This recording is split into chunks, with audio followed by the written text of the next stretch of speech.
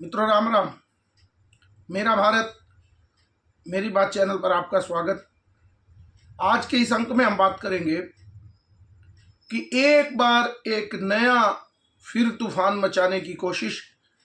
Hindenburg की report के अनुसार, क्योंकि उस रिपोर्ट में जो सेबी है उसकी अध्यक्षा के चेयरपर्सन के ऊपर आरोप लगे हैं और हिंडनबर्ग ने पहले भी अभी कुछ महीने पहले 2023 में इसी तरह अडानी समूह पर आरोप लगाए और पूरा जो शेयर मार्केट है उसको उथल पुथल करने का प्रयास किया। पहले तो समझते हैं हिंडनबर्ग है क्या, इसका नाम कैसे पड़ा। 6 मई 1937 को जर्मनी से एक उस समय का सबसे बड़ा विमान, फाइनेंशियल विमान जिसको कहते हैं, वो अमेरिका की ओर गया और न्यू जर्सी के ऊपर वो क्रैश हो गया और उसमें आग लग गई और 100 से अधिक लोग उसमें मारे गए। और उस विमान का नाम हिंडनबर्ग ही था, हिंडनबर्ग। और उसी से प्रेरित होकर 2017 में एक एंडरसन नाम के व्यक्ति ने कंपनी बनाई और उसका नाम हिंडनबर्ग रखा। ये शॉर्ट सेलिंग कंपनी भी है, उसमें थोड़े समय के लिए निवेश करती है और पैसा कमाती है।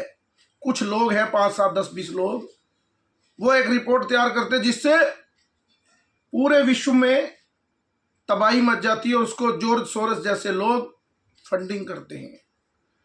क्योंकि बहुत सी शक्तियां भारत के खिलाफ काम करती हैं, तो उसमें एक बहुत बड़ा नाम जॉर्ज सोरोस का भी है। तो ये कंपनी भी जब जरूरत होती है बड़ी बड़ी कंपनियों को धन कमाने के लिए, खुद के लिए और दूसरे देश की अर्थव्यवस्थाओं को भी प्रभावित करने के लिए काम करती है। आपने देखा होगा लोकसभा चुनाव से पहले भी एक इस तरह से इनकी रिपोर्ट थी, फिर उन्होंने उससे इनकार भी कर दिया और सुप्रीम कोर्ट ने भी माना कि यह केवल झूठी बात थी। लेकिन आप जीवन में कभी भी किसी पे आरोप लगाओ और निकल जाओ तो उसका कैरियर खत्म, लेकिन आपका कुछ नहीं बिगड़ता। जैसे भी कहा, कह के निकल जाओ। और ये तो बड़ा आसान रास्ता है किसी के बारे में भी कुछ भी कहकर निकल जाना। आप देखेंगे इसके पीछे की जो घटना है कि कैसे कैसे ये काम किस प्लानिंग के तहत होता है। अभी जैसे ही हिंडनबर्ग की रिपोर्ट आई, उसी समय, उससे कुछ समय पहले, 2-3 दिन पहले उन्होंने कहा भारत में कुछ बड़ा होने वाला है, इशारा। और जैसे ही रिपोर्ट आई उसी दिन राहुल गांधी वीडियो बनाने आ गए। जैसे मैं आज आपको वीडियो बना के बता रहा हूं, राहुल गांधी ने वीडियो बनाई और अपने ट्विटर हैंडल एक्स से उसको पोस्ट कर दिया कि भारत में ऐसा हो गया, ऐसा हो गया, ताकि सोमवार को, जैसे ही आज यानी सोमवार, मार्केट खुलते ही उथल पुथल मच जाए और भारतीय छोटे जो इन्वेस्टर हैं शेयर मार्केट में, वो जो लोग हैं उनका पैसा डूबे और देश में पैनिक हो। आप इस बात को समझेंगे कि इसी समय पर यह रिपोर्ट क्यों आई। क्योंकि राहुल गांधी ने वीडियो बनाई है तो उनसे पूछना चाहिए, दोनों भाई बहन से, पिंकी यानी कि प्रियंका गांधी से भी और इनसे। जब गाजा में इजराइल अपनी देश की सुरक्षा के लिए युद्ध लड़ रहा है तो वहां पर तो वो बार बार ट्वीट करते हैं कि नरसंहार हो रहा है।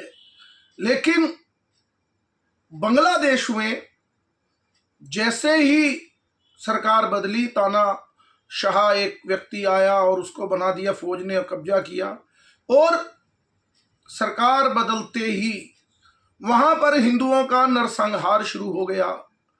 तो आज 7-8 दिन हो गए, लेकिन राहुल, प्रियंका और कांग्रेस के ट्विटर हैंडल से आज तक हिंदुओं की रक्षा के लिए कुछ नहीं कहा गया।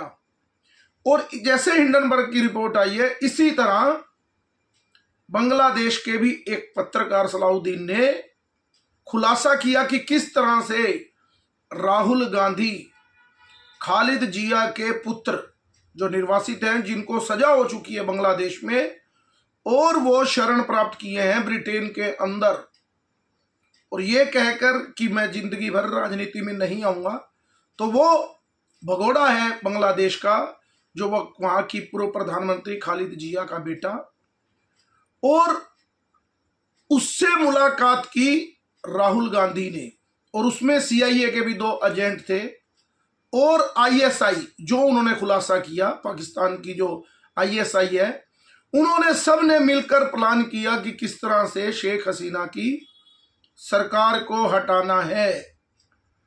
तो उसमें राहुल गांधी भी शामिल हुए, उनकी सहमति के साथ ये पूरा प्रपंच रचा गया, यानी कि विदेशी शक्तियों के साथ। जैसे ही उन्होंने खुलासा किया, और दूसरी तरफ पूरे विश्व में हिंदुओं के लिए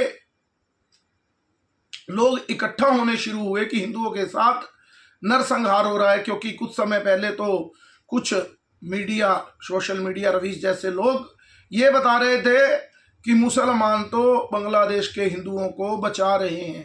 पहली बात तो अगर बचा रहे थे तो मुसलमान बचा रहे थे तो किससे बचा रहे थे? तो मुसलमानों से ही बचा रहे होंगे, वहां पर तो और तो कोई है नहीं मारने वाला।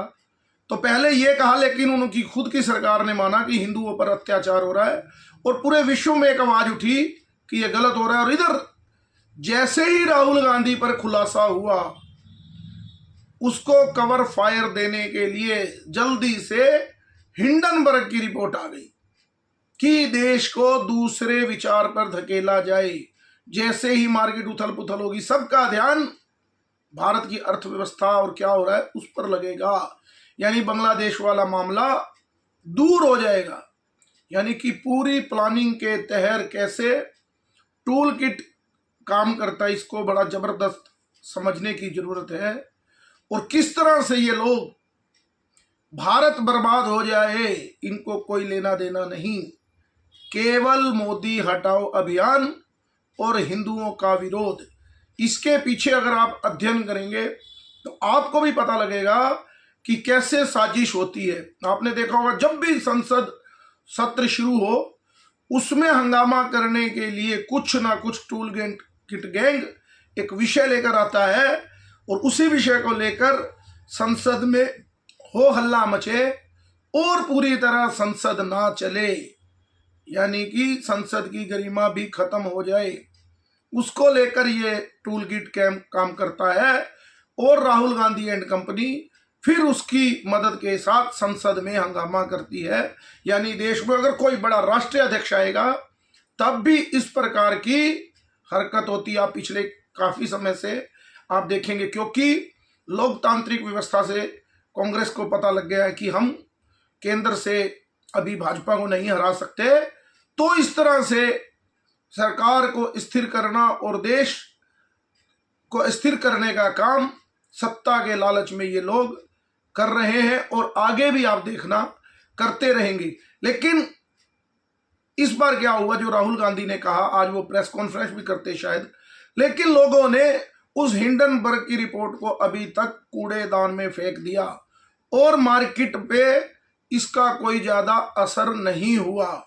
तो लगता है कि आज राहुल गांधी को बड़ा झटका लगा हुआ, क्योंकि उन्होंने स्पेशल वीडियो भी बनाई थी कि शेयर मार्केट अब तहस नहस है, लोगों का पैसा डूबने वाला है, ताकि इस पैनिक में लोग मार्केट से पैसा निकालें और किसी तरह से भारत की अर्थव्यवस्था और शेयर मार्केट में एक तूफान सा मचे, उस प्लानिंग को लेकर। लेकिन लगता है कि आज तो अभी फिलहाल सोमवार के दिन ऐसी प्लानिंग में राहुल गांधी कामयाब नहीं हुए।